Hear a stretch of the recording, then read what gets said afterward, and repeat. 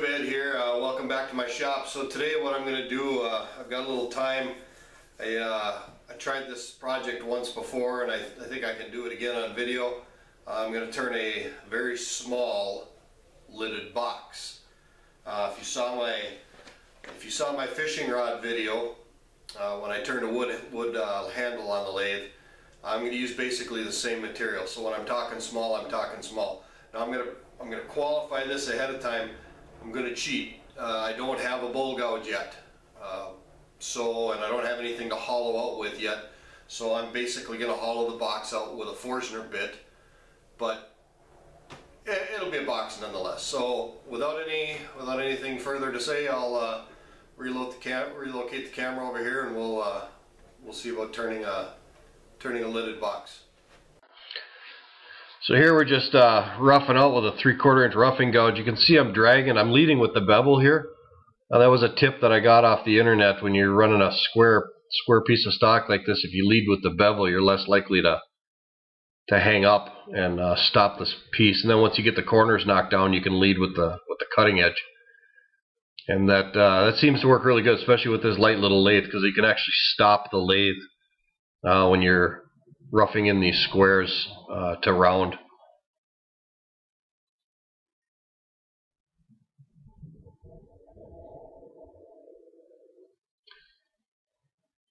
So we just about got it round now.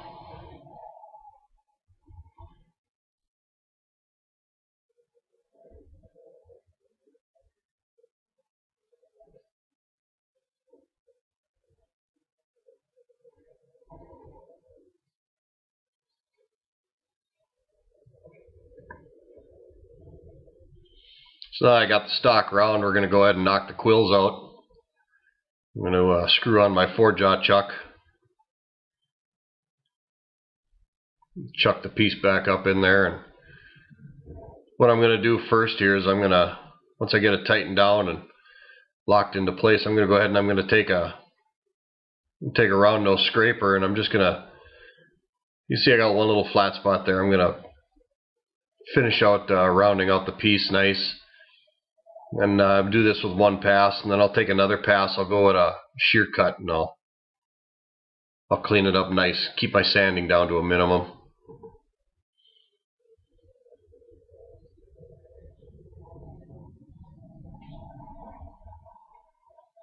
So now we're going to get all the stuff out of the way here, and I'm going to knock out my live center. We'll chuck up my Forstner bit. Unfortunately, my Forstner bit was a little dull. I've had this Forstner bit for a while, and a couple of times I had to take it out of the Jacobs chuck and put a file on it and get an edge back on it so it would actually cut. And actually, truth be told, I ended up discoloring the wood a little bit on the inside of the box because of the heat that was generated, because it was so dull. I have obviously thrown that Forstner bit away now, and I'll go out and I'll purchase a new one because this one's obviously junk. But use some things I did. I used the vacuum to suck the chips out of the bore. That seemed to help out a little bit. It was having some difficulty clearing the chips. Once I had to retighten the chuck because it was slipping a little bit.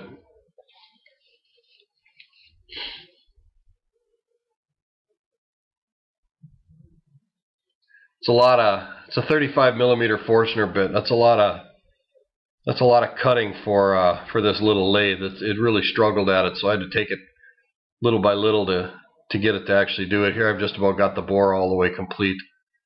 You can see I'm pushing it in and backing it out, pushing it in and backing it out, just in an effort to try and keep from stopping the lathe.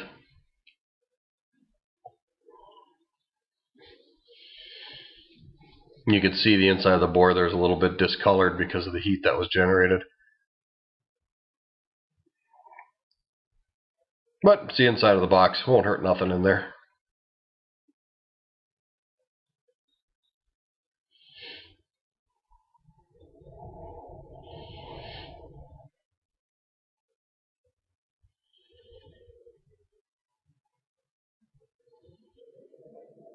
So I got the bore pretty much complete. We'll knock the Jacobs chuck out and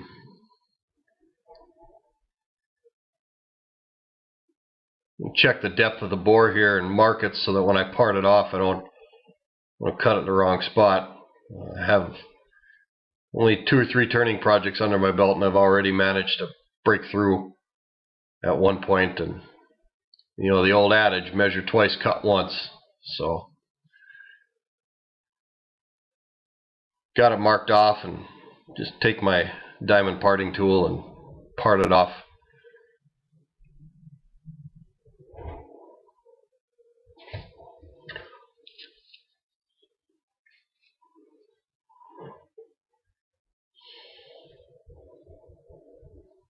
Again, this little lathe that has some trouble with the diamond parting tool because I can actually stop the lathe with the parting tool because it cuts so heavy. So I just got to take it easy, take it slow. I might be due for a bigger lathe sometime in the future, but for now I guess this one will do until I get a little more experience. I'm not quite confident enough in my abilities yet to part off completely with the diamond parting tool. Here I'm just doing a little sanding to clean it up. I got some 200 grit going there, and I think I started off with 180. Now I'm throwing down a little 200, and here's some 320 coming up here just to clean it up. This maple really sands nice. But I was saying I don't have quite enough confidence to completely part off with my parting tool here. I'm going to take a little more out. But what I do is I take a reciprocating saw blade here and I just part it off. Seems like I got a lot better control that way. So I got the main portion parted off, and now I'm just going to clean up the edge of this and make the lid. Again, just using the diamond parting tool to scrape all that off. Might not be the right tool for the job, but it worked. Clean it up with a little sandpaper.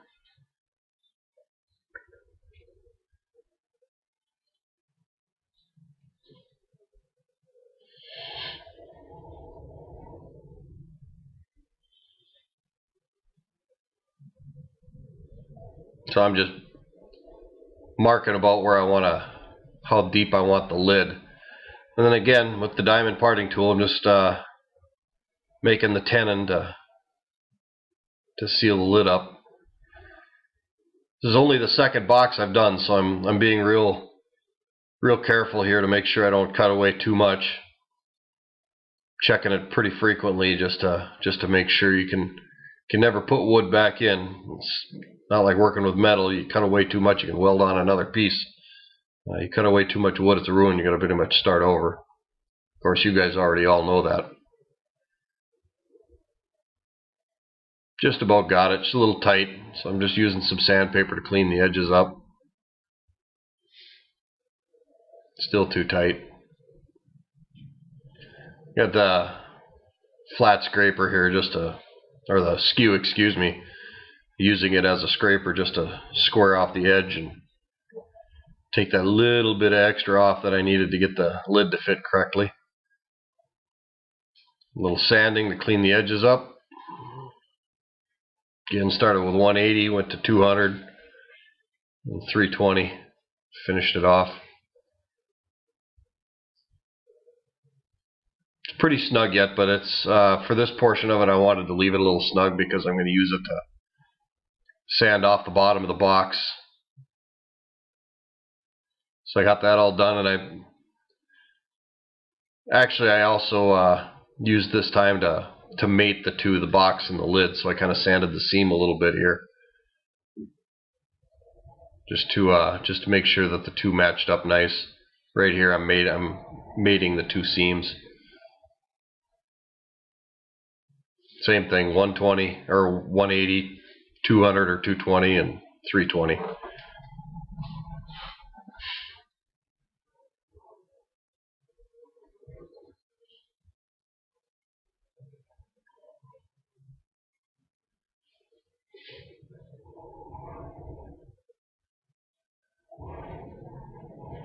So I brought the tailstock in now because now I'm using the long side of the skew, and I'm cutting 3 grooves in the top of the box, not the lid, the box itself. These 3 grooves I'm going to inlay some metallic thread, which you'll see later. And one more time, I'm just cleaning up the tenon so it fits into the lid. Will fit a little more easy. Again, with the diamond parting tool, just part off that lid.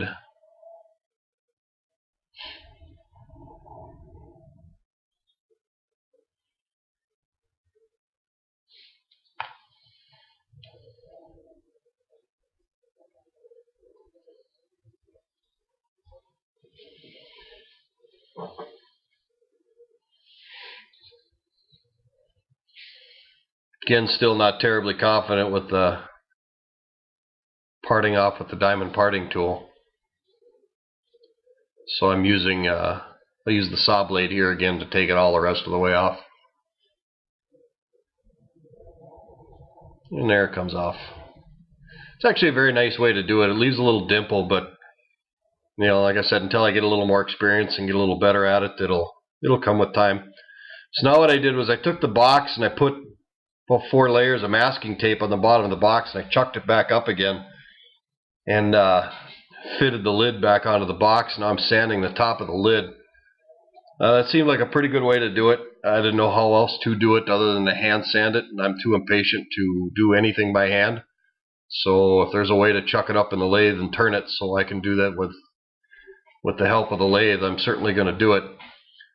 Again, like I said, I put several layers of masking tape on the bottom as to not mar up the wood. That seems to work pretty good. I've done that in other applications, non-woodworking, and seems to work very, very well. Nice shot of my blue shirt. So now I'm just going to take and I'm going to put an initial coat of finish on the lid and a little bit on the box. I did this on purpose because when I do the inlay, I use using crazy glue for the inlay, and if I put a little bit of finish on there, the crazy glue, it stops the crazy glue from turning the wood dark. That's a trick I learned from somebody else inlaid a wire onto a bowl. I can't remember who did it, but it was actually a very good tutorial. And so here I've just glued the end of the metallic thread onto the box and put another drop here. There you can see the drop now. You just, oh, not yet, there it is. Yeah, the tip was plugged up. You can see the drop there. I take a razor blade and I kind of scrape off the excess glue, and it sets up pretty fast. It's crazy glue. And just take and nip it off. That works really well. Put another drop in the groove and lay the thread in there using the tip of the razor blade to kind of hold it down. And like I said, it doesn't take long. Once it's set up, and just rotate the jig and lay in that thread. This really gives it a nice little accent, nice little touch.